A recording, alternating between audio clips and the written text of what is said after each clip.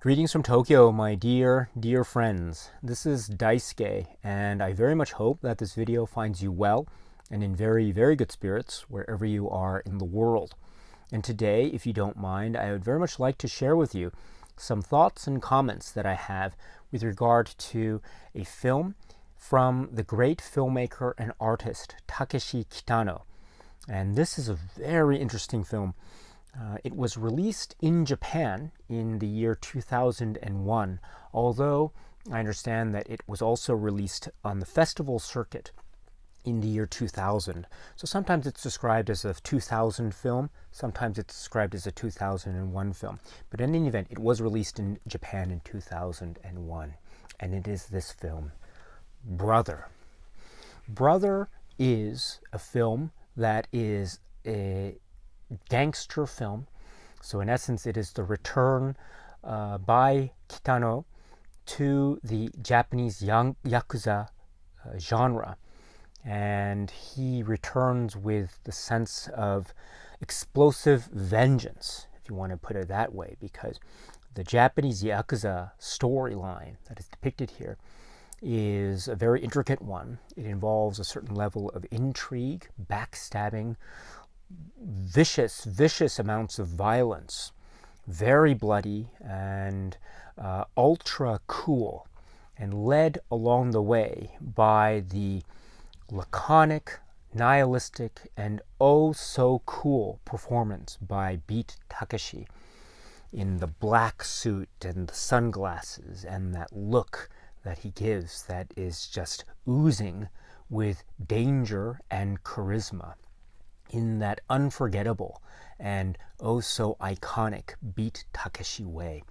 This is one of my favorite performances by Beat Takeshi because of many reasons, but I think primarily because of just how cool he is on screen. I mean, his screen chemistry or his charisma and aura are undeniable and just through the roof in this film. So it is a return to the Yakuza genre, but with a twist, just as many of Kitano films do.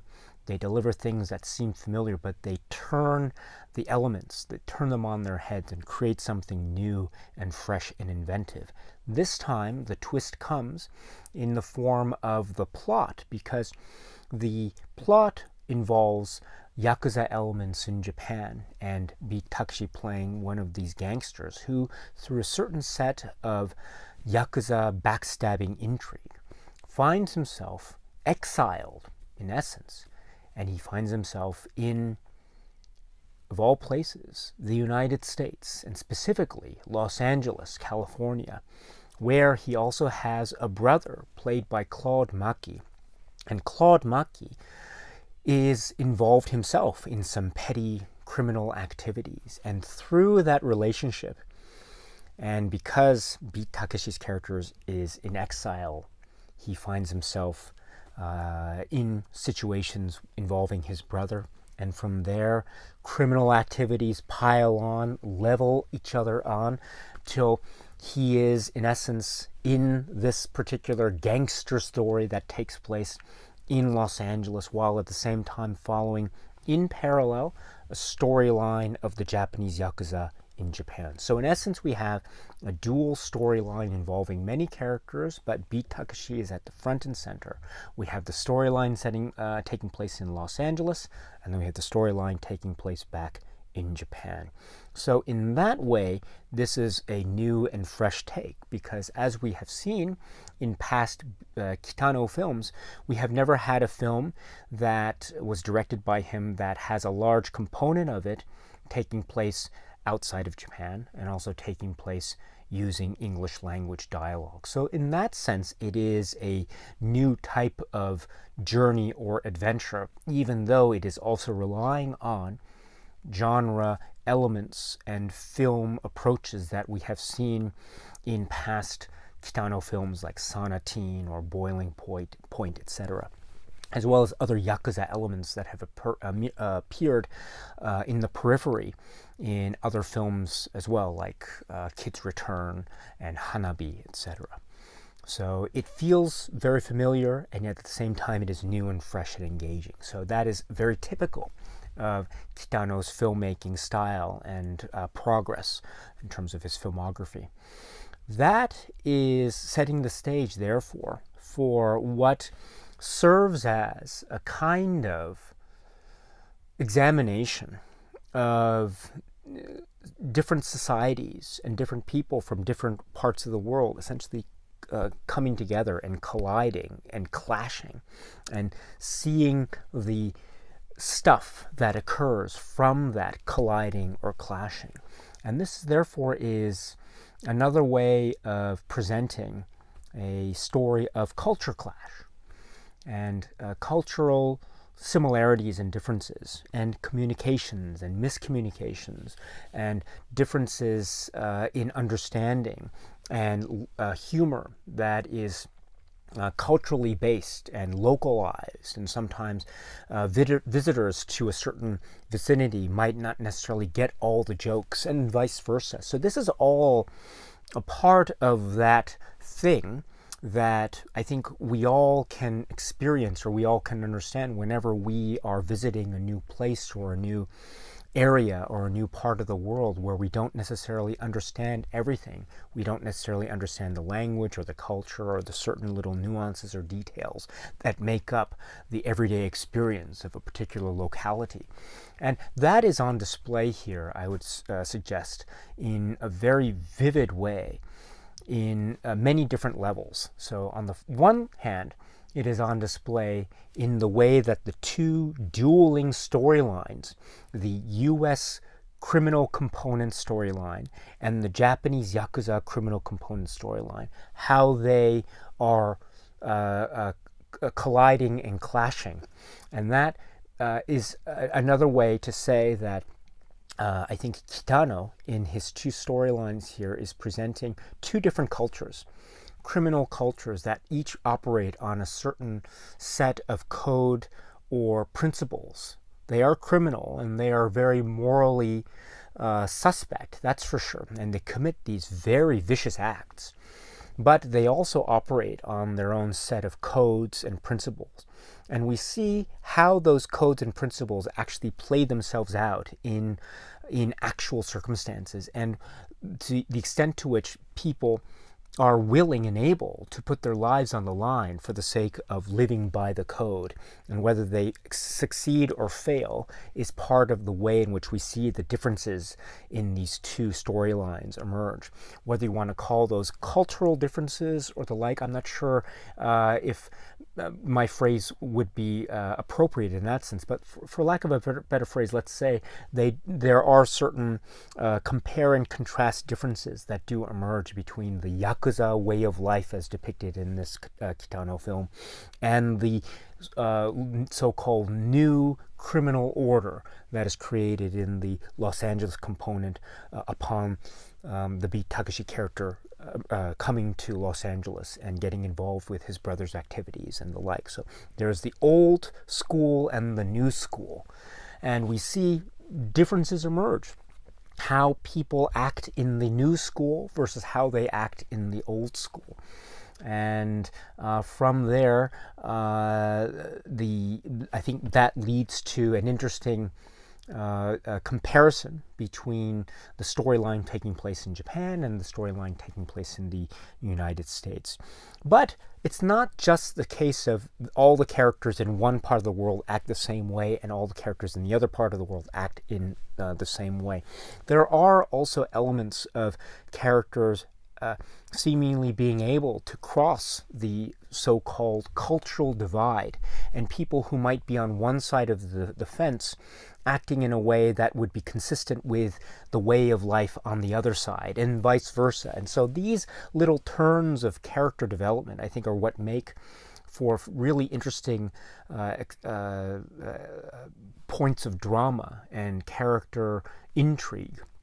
And I think that's where specifically the explorations of the characters, say, played by Omar Epps and Claude Maki, come into play, and we see how their own specific circumstances lead them to make choices and decisions along the way that might seem to be consistent, but then maybe they might diverge, and how that then figures into the cultural divide question makes for even more interesting and intriguing questions that are given light and given a sense of attention as the film progresses. And then on the other side of the equation too, we have the storyline taking place primarily in Japan and the Japanese Yakuza intrigue.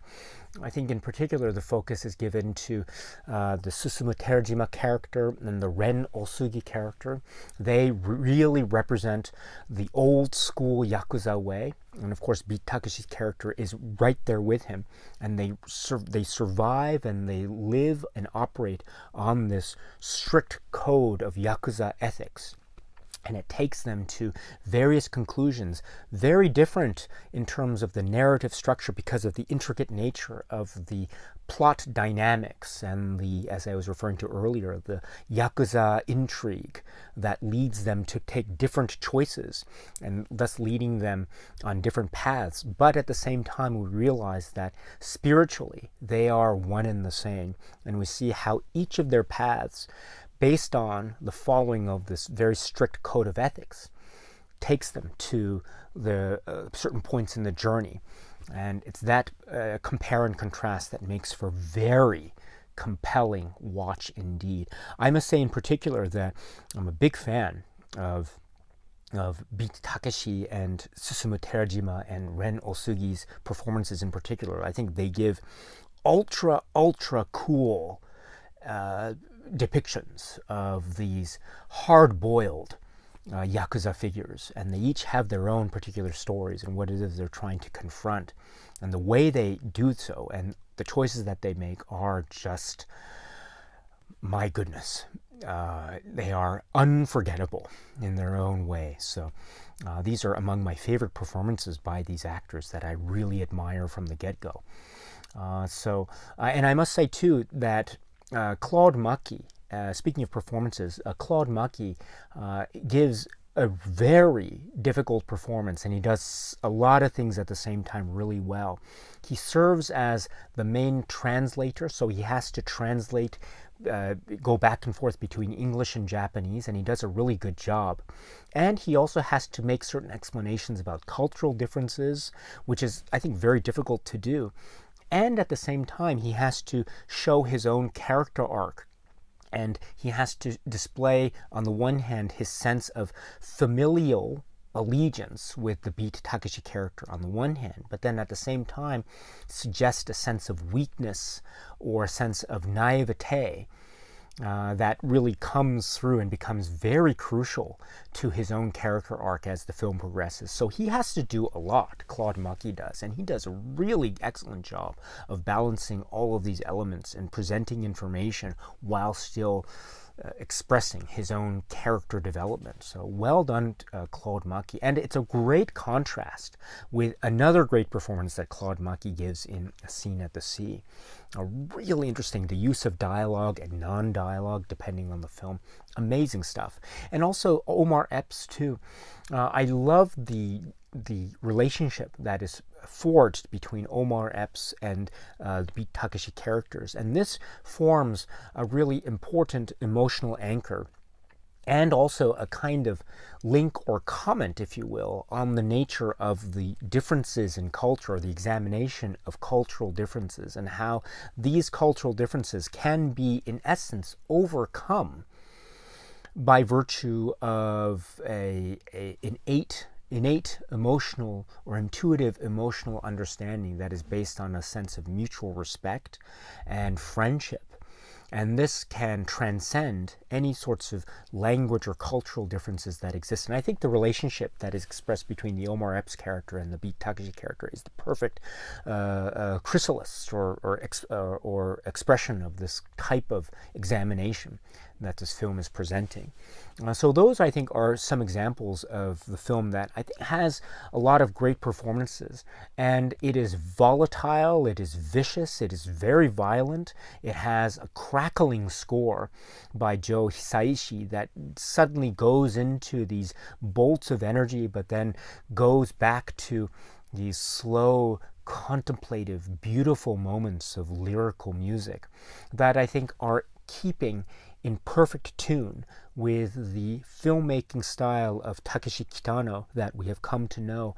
This kind of stillness, contemplation, thought, thinking, progress, meditation that suddenly turns into vicious bursts of energy due to a careful application of editing and sound and quick cuts, use of interesting, quirky, and almost genre antithetical notions of close-up and camera work that combine to create this indelible mark or indelible image.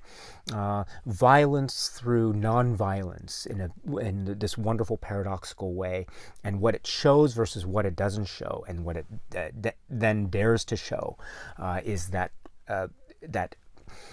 kind of almost erupting sort of a sense of unease that really gives us amazing spectacle and entertainment and, as I say, vicious bursts of energy, while at the same time maintaining a stillness or contemplation or meditation that is in keeping with the story and the character arcs, in particular the main character played with such brilliance by Beat Takeshi.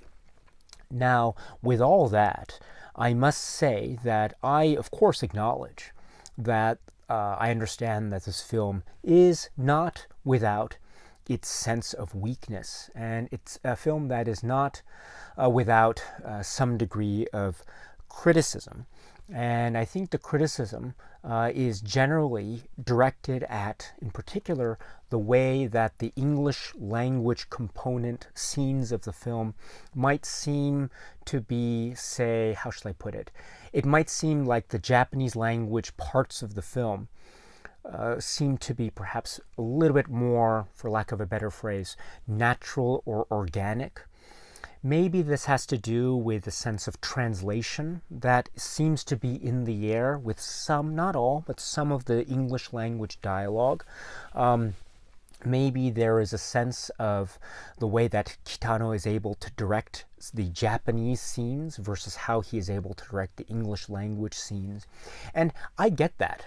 I absolutely get that. There is sometimes, I admit for me too, when I watch this film, there is a little bit of a sense of unease, or a little bit of a sense of maybe a feeling of the unnatural that comes every now and again when we see the English language scenes appear.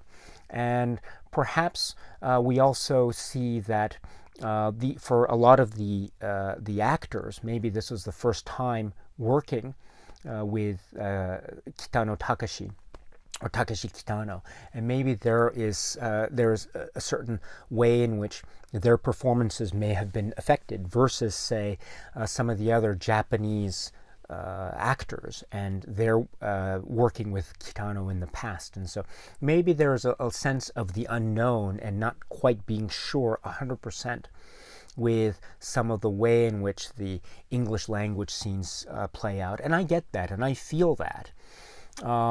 I acknowledge that weakness of the film, and at the same time, I see this film as being ultimately from the perspective of Kitano and from Beat Takeshi, and thus from Beat Takeshi's character's perspective. And in that way, he is an outsider visiting this place, this foreign land. It's a foreign land to him because he doesn't speak the language. He's never been here, and he has nothing. And he really tries to make his way while at the same time being in exile. There is a sense of death in the air, and there's a sense of a devil-may-care attitude that he has. And so that all is contributing to the fact that from his perspective, this is a new place.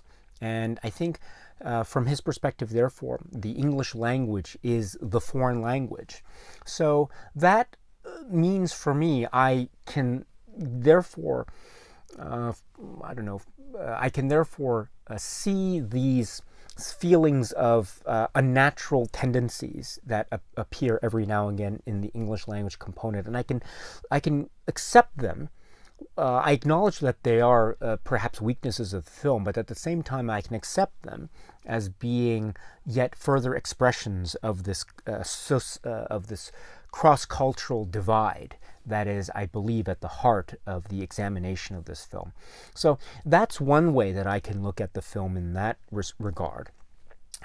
Another way, of course, is I think that sets up, as I say, further ability to compare and contrast the two dueling storylines, the Los Angeles storyline and the Japan storyline. And so we see, I think, the result of that being that there is a certain level of respect given to the old school. And that old school is represented in the Japanese Yakuza storyline, involving characters in Japan and also the characters that are from Japan that go to the U.S. There is a different level at play in terms of how strictly they adhere to the code and how far they are willing to go in order to show that they are strictly adhering to the code. And those, I think, are focused almost primarily on the Japanese component. And whether you as viewers like that kind of filmmaking or not, I think it's up to you. But I think that is the general approach that we see when we have the compare and contrast method, and which therefore allows for the sense of maybe the characters on one side or on one part of the dueling storylines maybe seeming not as let's say, not as strongly presented as, say, characters on the other equation of the narrative, the dueling narratives.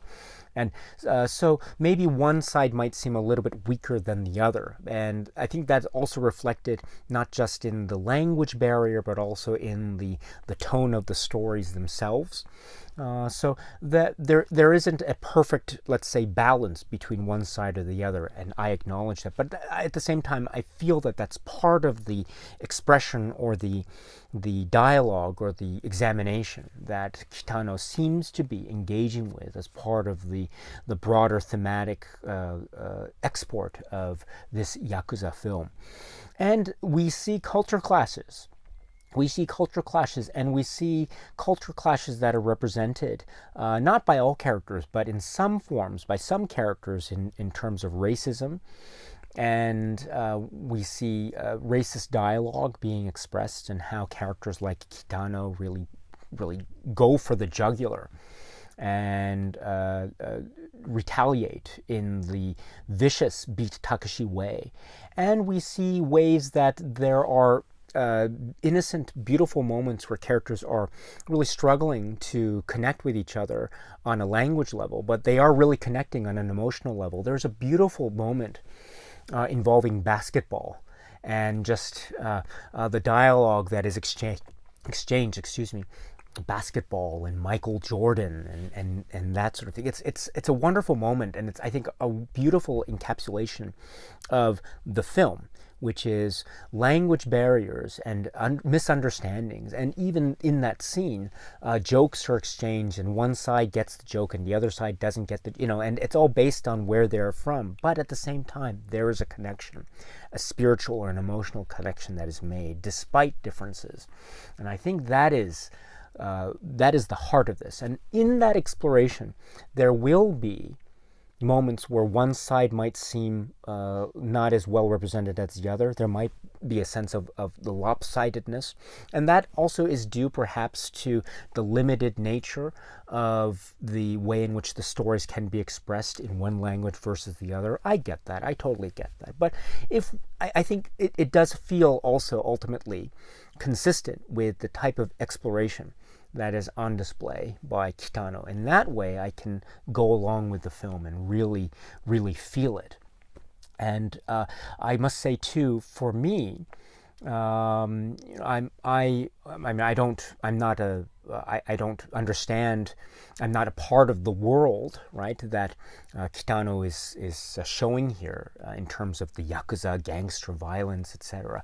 But I do have a certain sympathy for both sides. Because I have lived in the United States and I have lived in Japan, and I do appreciate the differences and clashes that can occur in terms of language barriers, in terms of cultural differences and the like. And so whenever I see the film, I see sometimes one side and how they react, and then the other side and how they react. And I can understand both ways, and I can see where the differences come. So in that way, for me personally, I get a real kick out of watching this film and to see those situations and how they develop over the course of the narrative. And also personally, I do remember seeing this film when it was shown at the New York Film Festival. And it was a packed audience, I remember, and people were screaming and shouting, and they were reacting the way the film wanted them to react. They were wincing and having a good time, and there was applause at the end. And so and this was a crowd in New York, and so I think this film does have the ability to reach a wide audience. Is it a perfect film? No, I don't think so, and I've tried to acknowledge that it does have weaknesses. But I think those weaknesses can be seen as being inherent to the exploration of cultural difference that is at the heart of this film, while at the same time being an ultra cool, ultra stylish film from Takeshi Kitano. As I say, it has this great score by Joe Hisaishi. It has this great look and great feel, and at the center of this ultra cool performance, iconic role, beat Takeshi in this film, Brother. Okay, my friends, so that's it for now. And so until we meet again, please be happy and healthy and well, and please keep on watching a lot of great movies. Thank you so much for your time. As always, I really appreciate it. Stay strong, stay safe, and cheers.